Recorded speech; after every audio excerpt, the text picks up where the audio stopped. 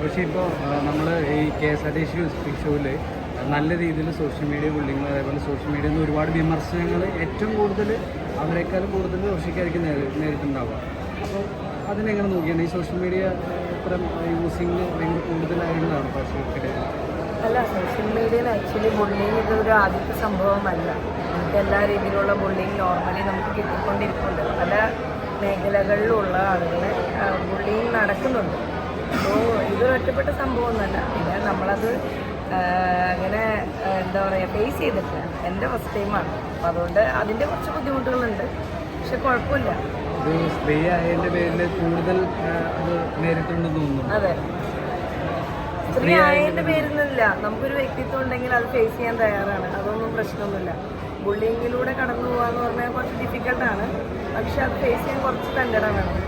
അത് കാണുമ്പോൾ കാണാതെ പോകാനും അതിനൊന്നും വെറുതെ മറുപടി പറഞ്ഞ് സമയം കളയാനും നിൽക്കാതെ നമ്മളതൊരു ഫേസ് ചെയ്യാം. ഞാനിതിലേക്ക് സംസാരിക്കാൻ ഇറങ്ങിയപ്പോൾ തന്നെ എനിക്ക് അറിയാമായിരുന്നു ഒരുപാട് ആളുകൾ അങ്ങനെയായിരിക്കും എന്നുള്ളത്. അതൊക്കെ ഫേസ് ചെയ്യാൻ തയ്യാറാവും.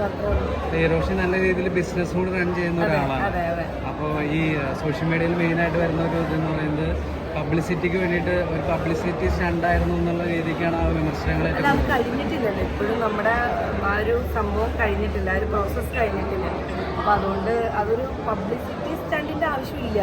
നമുക്ക് ഒരു ഫേമസ് ആവാൻ വേണ്ടി ഒരു കഥ ഉണ്ടാക്കേണ്ട ആവശ്യമില്ല. മനസ്സിലായോ?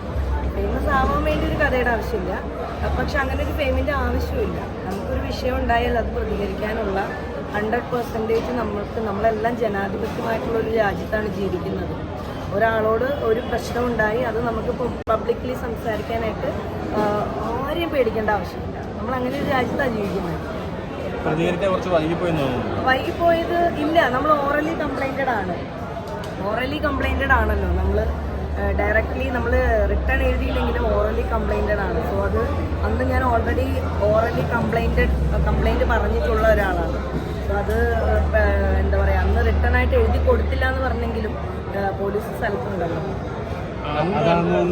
ആ വിഷയത്തിലേക്ക് ഞാൻ അധികം പോകില്ല. ഞാൻ ആദ്യമേ തന്നെ ബൈച്ചെന്നപ്പോൾ ഞാൻ പറഞ്ഞു, വിഷയം നമ്മൾ ഓൾറെഡി ചർച്ച ചെയ്ത് ഒരുപാട് നിൽക്കുന്ന ഒരു കാര്യമാണ്.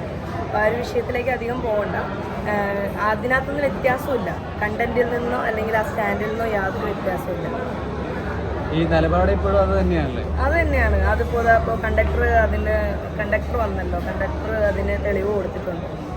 സോ അത് അവർ കണ്ടിട്ടുണ്ടെന്നും ഈ ഒരു സംഭവം നടന്നതാണെന്നും തെളിവ് വന്നിട്ടുണ്ട്.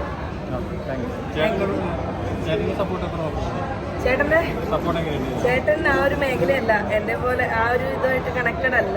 ചേട്ടൻ എന്നോട് ഇത് തുടക്കത്തിൽ ഈ കാര്യം സംസാരിക്കുന്നു എന്ന് പറഞ്ഞപ്പോൾ കുഴപ്പമില്ലായിരുന്നു. അതുമായിട്ട് മുന്നോട്ട് പോകാൻ തന്നെയാണ് പറഞ്ഞത്. ഇപ്പോൾ ഇതിങ്ങനെ അവിടെ ഒരു വിഷയം നമ്മൾ കേസായിട്ട് പോകാത്തത് കൊണ്ട് അത് ഞാൻ ഇന്നലെ വരെ ഉള്ള കാര്യങ്ങൾ അപ്ഡേഷൻസ് അറിഞ്ഞിട്ടുള്ളൂ. എനിക്ക് ഇന്നത്തെ ഞാൻ ചോദിച്ചിട്ടില്ല. ഒന്നും തീരുമാനിച്ചിട്ടില്ല. Thank you.